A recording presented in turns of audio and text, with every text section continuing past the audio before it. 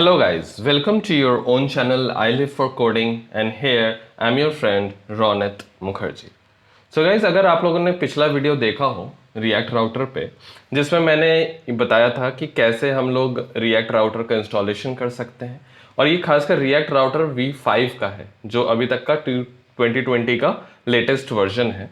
तो इसका इंस्टॉलेशन कैसे करना है और साथ ही साथ इसका कनेक्शन रिएक्ट के साथ कैसे होगा, ब्राउज़र राउटर क्या है, लिंक क्या है, स्विच क्या है, कब कहाँ पे कौन सी चीज़ यूज़ करनी है, इसको मैंने बहुत डिटेल में अपने पिछले वीडियो में बताया है। तो अगर अभी आपने नहीं देखा है और आप नए हो रिएक्ट राउटर में तो वो वीडियो ज़रूर देखना। तो अभी कार्ड पे ऊपर आ रहा होगा तो वहाँ पे क्लिक करके आप देख सकते हो, ठीक है। तो आज के वीडियो में हम क्या देखने वाले हैं? आज के वीडियो में हम देखेंगे कि कैसे हम डायनेमिक राउट्स बना सकते हैं यूआरएल पैरामीटर्स को पास करके। इसका मतलब यह है कि कैसे हम यूआरएल में अलग अलग पैरामीटर्स भेज के उस यूआरएल को एक डायनेमिक यूआरएल का रूप दे सकते हैं और उसमें फिर कैसे हम डिफरेंट डिफरेंट चीज़ों को दिखा सकते हैं। तो अगर मैं पिछला आपको दिखाऊं यहाँ पे, तो हम लोग ने क्या किया था, अपने राउट्स वाले में चलते हैं। यहाँ पे राउट्स वाले में हम लोगों ने क्या किया था, यहाँ पे स्टैटिक लिखा था, right, slash about slash services और अलग अलग ये कंपोनेंट्स हो रहे थे। बिल्कुल सही बात है, कोई दिक्कत नहीं है। अगर अब मैं कहूँ कि यहाँ पे सर्विसेज तो ठीक है, लेकिन अगर हमारे पास मल्टीपल सर्विसेज हो तो फिर हमारा सर्विस पेज दिखे, ठीक है, हमारा सर्विस पेज दिखे और उसका यूआरएल क्या हो, सर्विसेज स्लैश यहाँ पे मान लो आईडी हो, ठीक। तो हमने क्या कहा कि स्लैश सर्विसेज अगर एग्जैक्ट हो यही करेक्ट तो फिर तो सर्विसेज दिख जाए, अदरवाइज अगर सर्विसेज स्लैश आईडी हो तो फिर ये दिख जाए। ये समझ में आ रहा? यहाँ पे हम लोग क्या करेंगे, अब सर्विस नाम का एक कंपोनेंट बनाते हैं, लेकिन उससे पहले मैं एक एग्जांपल दिखाना चाहता हूँ कि कैसे जो मैं कह रहा हूँ वो कैसे इंप्लीमेंट होता है और उसका क्या थॉट प्रोसेस है, ठीक है। तो नेटफ्लिक्स का तो आप सबको पता है, ठीक है, नेटफ्लिक्स के बारे में आप सब लोगों ने सुना है। तो मैं एक एग्जाम्पल दिखा रहा हूँ कि ये यूआरएल पैरामीटर्स का क्या मीनिंग है। तो अगर यहाँ पे देखो तो ये भी एक यूआरएल पैरामीटर है। इसका मतलब कि ये जो पेज खुला है, ये जो ना यहाँ पे जो दिख रहा है ये 34399 ये कोई आईडी होगा, ठीक है, इस जनरे का। तो यहाँ पे उसके हिसाब से पेज में कंटेंट दिख गया। यहीं अगर कुछ और डिफरेंट आईडी होती तो उसके हिसाब से इसका ये टाइटल चेंज हो जाता, डिस्क्रिप्शन चेंज हो जाता और ये सारे कंटेंट चेंज हो जाते। इसका मतलब ये है। और इसी तरह से अगर यहाँ पे देखो नीचे, यहाँ पे यूआरएल पे चेक करना, जब मैं होवर कर रहा हूँ, ठीक है, तो मैं होवर कर रहा हूँ यहाँ पे, देखो क्या हो रहा है, नीचे का यूआरएल चेक करो, नहीं दिख रहा है। ओके, चल वेट एक सेकंड, मैं काम करता हूँ, इसको थोड़ा सा आप लोगों को यहाँ से दिखाता हूँ, समझ में आएगा। तो अब दिख रहा है, ठीक है। अब इसी तरह से अगर मैं यहाँ पे होवर कर रहा हूँ तो हमें क्या दिख रहा है, करेक्ट दिख रहा है ये सारी चीज़ें। अब क्या चेंज हो रहा है, देखो टाइटल, देखो आईडी चेंज हो रही है टाइटल के बाद की, ध्यान से देखो, ठीक है। तो अगर मैं इसको क्लिक करूं तो अभी क्या हो रहा है, यहाँ पे तो पेज रिफ्रेश हो रहा है, बट अपन लोग क्या करेंगे, बिना पेज रिफ्रेश करके काम करेंगे। तो यहाँ पे देखो पूरा पेज सेम है, पूरा पेज ऐसा है, ठीक है। और ये चेंज हुआ, ये सब चेंज हुआ, कंटेंट चेंज हुआ। लेकिन अगर मैं इसी तरह से अगर दूसरे किसी पे क्लिक करूँ, ठीक है, यहाँ पे मान लो मैं इस पर क्लिक करता हूँ तो देखो फिर से पेज बिल्कुल वैसा ही खुलेगा, सब कुछ फॉर्मेट बिल्कुल वैसा ही है, सिर्फ और सिर्फ कंटेंट में चेंज है। ये समझ में आ रहा है? तो ऊपर क्या हो रहा है, चेंज ये। तो अगर हम लोगों ने जैसा पिछले क्लास में समझा कि हमने अपने यूआरएल्स बनाए थे, राइट, हमने क्या किया था, अपने यूआरएल्स बनाए थे, लेकिन फर्क क्या था, हमने सारे स्टैटिक बनाए थे। कैसे बनाए थे, स्टैटिक बनाए थे। एक बार कोड पे देखते हैं, देखो यहाँ पे सारे स्टैटिक थे, लेकिन हमारे पास आज एक तरीका पढ़ेंगे हम कि कैसे डायनेमिक रूट बन जाएगा। तो अभी देखो हमने क्या किया, यहाँ पे ये कोलन आईडी लिख दिया। इसका मतलब हमें जितनी सारी सर्विसेज हैं उन सारी सर्विसेज के लिए अलग अलग से यहाँ पे ऐसे राउट बढ़ाते नहीं रहना पड़ेगा, करेक्ट, क्योंकि हमें नहीं पता कि कल को अगर मान लो बैकएंड से हमारे पास नई सर्विस आ जाती है, करेक्ट, तो हम यहाँ पे राउट नहीं ऐड करेंगे उसका। बिल्कुल सही बात है। तो हमें कुछ डायनेमिक चाहिए कि उसका पैटर्न सेम है। सब में देखा था हम लोग नेटफ्लिक्स में टाइटल स्लैश करके आईडी चेंज हो रही थी और पेज उसके हिसाब से अलग अलग दिख रहा था। तो हम लोग भी क्या करेंगे, एक सर्विसेज कोलन आईडी ऐसा रख रहे हैं और कंपोनेंट इसमें एक ही यूज होगा जो कि सर्विस कंपोनेंट है। बिल्कुल क्लियर है, ठीक है। तो मैं क्या कर रहा हूं, इसका ना एक कॉपी बना लेता हूं और यहां पे पेस्ट कर देता हूं। ठीक, इसको रीनेम कर देता हूं बिल्कुल, और इसका नाम सर्विस रख देते हैं हम लोग। ठीक, और यहाँ पे इसको रीनेम कर देता हूँ मैं सर्विस से। इतना क्लियर है यहाँ तक। तो अभी हम क्या करेंगे, इसका नाम यहाँ पे सारा चेंज कर देते हैं और एक चीज़ हम करते हैं यहाँ पे। अब देखते हैं कि ये जो हम लोग ने अलग अलग आईडीज़ आएंगी वो मिलेगा कैसे। ठीक है, तो यहाँ पे एक बहुत अच्छा सा हमारे पास चीज़ है जो हमें किसने दिया है, और हम लोग क्या पढ़ रहे हैं, रिएक्ट राउटर डॉम से। ठीक है, रिएक्ट राउटर डॉम पे अगर चलते हैं हम, तो यहाँ पे अगर लेटेस्ट आपका ये है रिएक्ट है, तो इसमें यूज़ देखो यहाँ पे एक मिलेगा। अभी मैं लोड कर रहा हूँ ताकि दिखा सकूँ कि यहाँ पे ये जो हुक्स हैं कितनी सारी ऐड हो गई हैं। ठीक है, देखो use history, use location, use params. तो ये जो हम लोगों ने भेजा है इसको हम पैरम्स कह रहे हैं। ठीक है, यूआरएल पैरम्स की बात कर रहे हैं हम यहाँ पे। तो ये मैंने यूज़ पैरम्स किया और यहाँ पे params equal to use params को मैंने यूज़ कर लिया। समझ में आया मैंने क्या किया, मैंने यूज़ पैरम्स हुक्स यूज़ किया रिएक्ट राउटर डॉम से, और इस अपने कंपोनेंट के अंदर यूज़ पैरम्स हुक को कॉल किया और यहाँ से पैरम्स निकाल दिया। ये क्या करेगा कि वो जो बेसिक यूआरएल था सर्विसेज स्लैश के बाद जो हम लोगों ने कोलन लगा के किया था, राइट, बिल्कुल दिखा देता हूँ यहाँ पे एक बार, ज़्यादा अच्छे से समझ में आएगा ये। तो यहाँ पे क्या होगा, ये जो पार्ट है इसी तरह से, ऐसा ज़रूरी नहीं कि एक हो। ठीक है, हो सकता है यहाँ पे ऐसे हो कैटेगरी कोलन आईडी। इसका मतलब ये भी हो सकता है कि हम सर्विसेज के अंदर कैटेगरी के अंदर आईडी, तो हमें ये भी मिलेगा ये भी मिलेगा। ठीक है, तो ये कोई लिमिटेशन नहीं है यहाँ पे कि हम एक ही भेज सकें। करेक्ट, तो हमारे पास ये मल्टीपल हो सकते हैं, सब कैटेगरी हो सकती है। ठीक, तो ऐसे भी हो सकता है हमारा यूआरएल, बट ये पूरी तरीके से डायनेमिक है। ये सारी वैल्यूज हमें मिलेंगे और हमें पता है अगर सारे चीज़ों के लिए इसमें से चाहे ये चेंज हो जाए, चाहे हमारा ये चेंज हो जाए या ये चेंज हो जाए, हमें क्या करना है, डिफरेंट डिफरेंट चीज़ों को रेंडर करना है। तो अभी फ़िलहाल के लिए हमारे पास क्या है, ये है। ठीक है, इसको हम रखते हैं और मैं एक बार सर्विस को इंपोर्ट कर लेता हूँ। ये सर्विस आ गया हमारे पास ऊपर, ये क्लियर है। ठीक है, और यहाँ पे मैं सर्विस में चल के इसका नाम सर्विस कर देता हूँ और इसको हम लोग कंसोल लॉग कर लेते हैं। ठीक है, कंसोल लॉग पैरम्स। अभी देखता हूँ कि पैरम्स में हमारे को क्या मिल रहा है, तभी हम उसके हिसाब से लॉजिक लिख पाएंगे। ठीक है, तो ये हो गया हमारा सारा सीन। अब वापस हम ब्राउज़र पे चलते हैं, देखते हैं वहाँ पे हमें क्या दिख रहा है।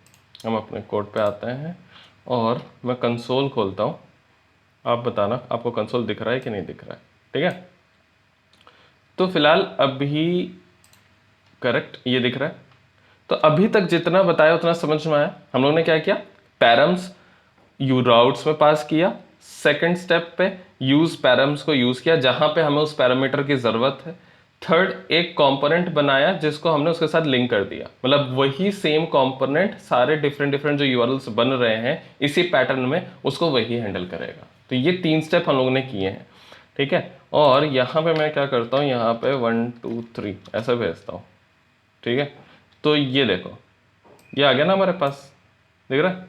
अभी ये छोड़ दो कि क्या है क्या नहीं है, बट ये चीज़ देखो कि services.jsx के अंदर हमें ये चीज़ मिला। करेक्ट, ये चीज़ समझ में आई कि हमें ये मिल गया आईडी। तो ये देखो अपने आप ये ऑब्जेक्ट ऑब्जेक्ट सब कुछ बना के देगा, और ये जो की ऑब्जेक्ट बनेगा उसका जो की होगा वो वही होगा जो हम लोग ने कोलन के बाद दिया है। इसका मतलब कि अगर हम लोग ने कोलन के बाद यहाँ पे राउट्स में, ठीक है, यहाँ पे आईडी दिया है तो इसलिए की का नाम क्या बन गया, आईडी, और जो भी यूआरएल पे एक्चुअल वैल्यू थी वो वैल्यू उसकी की वैल्यू बन गई। अगर इसी का नाम मैं टाइटल दे दूं, इसको सेव कर दूं, ठीक है, और एक काम और करता है, मैं सर्विसेज में चलता हूँ। सर्विसेज वाला पेज कहाँ गया हमारा, ये है। ठीक है, और यहाँ पे मैं क्या करता हूँ, और अब हम क्या करेंगे, यहाँ पे हम सर्विसेज में कुछ लिंक्स ऐड करते हैं और चेक करते हैं कि हमारा वो लिंक पे लेके जा रहा है कि नहीं जा रहा है, और हमें जो पर्टिकुलर वैल्यूज भेजी हैं यूआरएल से वो मिल रही है कि नहीं मिल रही है। ठीक है, ये हमारा सर्विसेज वाला पेज है। यहाँ पे मैं क्या करता हूँ,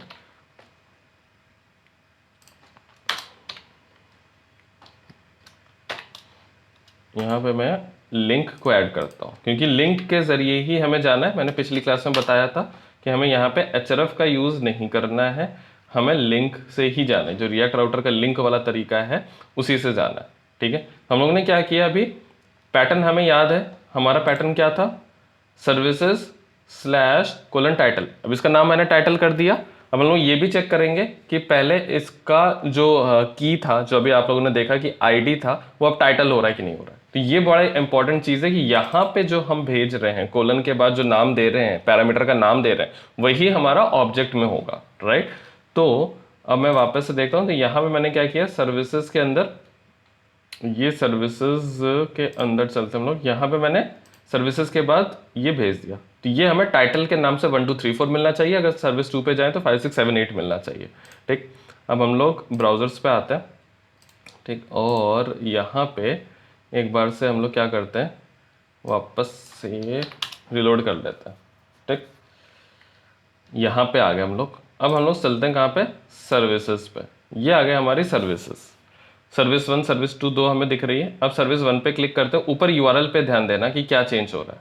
ठीक है, क्लिक किया तो ये यूआरएल क्या हो गया, सर्विसेज स्लैश 1 2 3 4। और देखो यहाँ पे हमें कंसोल, क्योंकि अभी तक हम लोग ने कंसोल किया है, तो टाइटल में हमें 1 2 3 4 मिल गया। क्यों, क्योंकि हमने पैरामीटर का नाम टाइटल दिया था और उस टाइटल की वैल्यू क्या गई है इस बार यूआरएल में, 1 2 3 4, तो इसलिए वैल्यू 1 2 3 4 है। ये क्लियर है। फिर से हम लोग दूसरे वाले के साथ चेक करते हैं, सर्विसेज पे, इस बार सर्विस 2 पे क्लिक करते हैं। तो देखो सर्विसेज 5 6 7 8 है, तो टाइटल की वैल्यू 5 6 7 8 है। आया, समझ में आया। वापस से कोड पे चलो, एक बार कोड देख लो फिर से आप। यहाँ पे देखो सर्विसेज 1 2 3 4, सर्विसेज 5 6 7 8, ये था। एक बार मैं एक काम तो और करता हूँ, पहले तो इसको अलग LI में रखता हूँ, थोड़ा सा समझ में आएगा अच्छे से। ये ठीक है, 5 6 7 8 ये हमारा हो गया।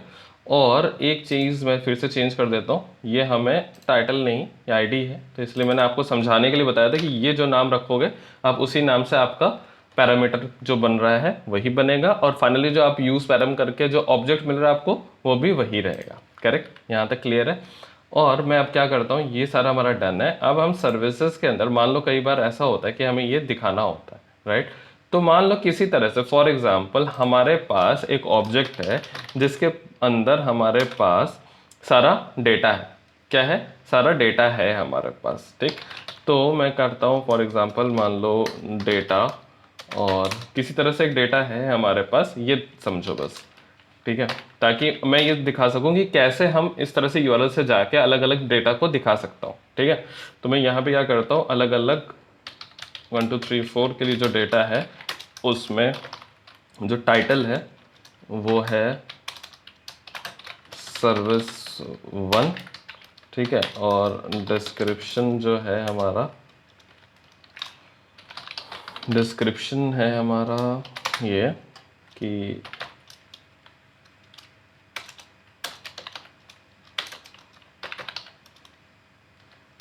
यहाँ पे नहीं दिखा रहा है। ठीक है, this is test description for service 1।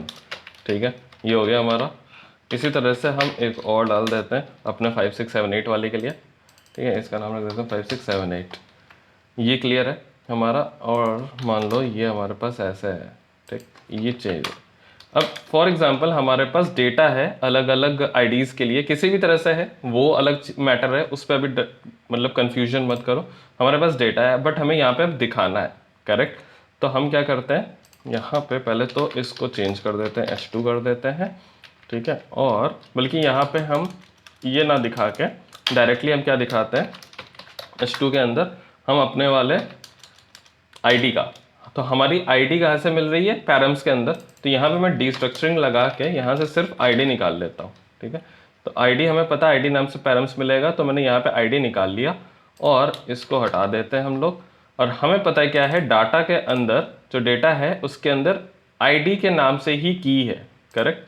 तो मैं क्या करूँगा, यहाँ से यहाँ पे H2 पे टाइटल पे क्या करूँगा, तो ये एक्चुअल यूज़ केस है, कुछ इस तरह से ही हम लोग यूज़ करते हैं, राइट। समझ में आया। पहले मैंने वो नेटफ्लिक्स वाला एग्जाम्पल आपको दिखाया था कि कैसे नेटफ्लिक्स के अंदर हो रही हैं चीज़ें, तो बिल्कुल उस तरह का ही कुछ हम लोग कर रहे हैं कि हमारे पास डेटा अलग अलग आईडीज़ का है और हमें अपने पेज पे अलग अलग कंटेंट दिखाना है डिपेंडिंग अपॉन कि ऊपर जो पैरामीटर में वैल्यू चेंज हो रही है उसके हिसाब से। तो हमें पता है इसका कहाँ से मिलेगा, हमें डेटा के अंदर हमें पता है कि आईडी जो है उसके अंदर टाइटल नाम से हमारे पास टाइटल है, और इसी तरह से जो इसके नीचे हम पी लगा देते हैं, तो कुछ भी डायनेमिक लिखना है कर्ली ब्रेसेस, ये आपको पता ही है, आप रिएक्ट यूज़ कर रहे हो। तो अगर आप रिएक्ट पे नए हो, अगर आपने मेरा रिएक्ट के बेसिक्स नहीं वाले वीडियोस नहीं देखे तो एक बार रिएक्ट बिगनर्स ट्यूटोरियल का जो प्लेलिस्ट है वो ज़रूर देख लेना, ठीक है। अगर कहीं बिगनर्स और मतलब लाइक जो बेसिक चीज़ें होती हैं उसमें कहीं डाउट है तो, राइट। तो मैं यहाँ पे क्या करता हूँ, डिस्क्रिप्शन यही था हमारा, ये मैंने लगा दिया, ये क्लियर है। अब हम लोग वापस से चलते हैं ब्राउज़र पे, देखते हैं कि वहाँ पे क्या चेंज हुआ है, ठीक। तो ये हमारा ये हटा देते हैं और ये चलाता, ठीक है। तो अभी हम क्या करने वाले हैं, यहाँ पे हमारा कंसोल में कुछ है नहीं तो हम कंसोल बंद कर देते हैं। अब हम सर्विसेज पे चलते हैं, तो सर्विसेज से हम सर्विस 1 पे गए, तो देखो यहाँ पे क्या लिखा है, service 1 this is test description for service 1। इसी तरह से अगर हम सर्विसेज से सर्विस 2 पे चलें तो सर्विस 2 और ये हो गया। समझ में आया कि हमारा देखो पेज वही है बट अलग अलग कंटेंट दिख रहा है। तो यहाँ पे हम इस वाले में जाएंगे तो हमारा ये कंटेंट दिख रहा है, ध्यान से देखो सर्विस 2 और ये सब दिख रहा है। तो जो हमारा डाटा में था उसके हिसाब से हमारे यहाँ पे चीज़ें चेंज हो गई। अब इसी तरह से अगर सर्विस 1 पे जाऊँ, ये देखो चीज़ें चेंज हो रही, समझ में आया। तो हम लोग ने अब समराइज करते हैं कि आज के वीडियो में हम लोगों ने क्या क्या चीज़ें देखी, राइट। ये बहुत इंपॉर्टेंट है समझना। पहली चीज़ हम लोगों ने देखी कि यूआरएल पैरामीटर क्या है। सेकंड हम लोगों ने देखा कि उसका यूज़ केस क्या है, कि अगर हमें मल्टीपल यूआरएल्स बनानी है बट हमें अपने राउट्स में मल्टीपल यूआरएल्स नहीं ऐड करना है, उसका पैटर्न सेम है, तो हम कैसे उसको ऐड कर सकते हैं। थर्ड हम लोगों ने देखा क्या, एक बार मैं कोड पे चलता हूँ ज़्यादा समझ में आएगा, ठीक है। थर्ड हम लोगों ने देखा कि कैसे हमें पैरामीटर मिल सकता है, करेक्ट। और एक पॉइंट हम लोगों ने देखा था कि कैसे अलग अलग यूआरएल्स मतलब जिसमें कि पैरामीटर चेंज हो रहा था, हम लोगों ने कैसे दिया था कोलन पैरामीटर का नाम और उसको एक कंपोनेंट के साथ बाइंड कर दिया था। इस कंपोनेंट के अंदर अगर हमें ये वैल्यू चाहिए तो हम लोगों ने कैसे देखा था, सिंपल, बिल्कुल करेक्ट, बिल्कुल सही बताया आपने। कैसे मिला था, यूज पैरम से। तो हम यहाँ पे गए और हमें ये क्या मिल गया, यूज पैरम से आईडी मिल गया। और कैसे हम लोगों ने अगर हमारे पास डेटा है अलग अलग का तो हम लोगों ने कैसे उसको शो किया, ये क्लियर हुआ।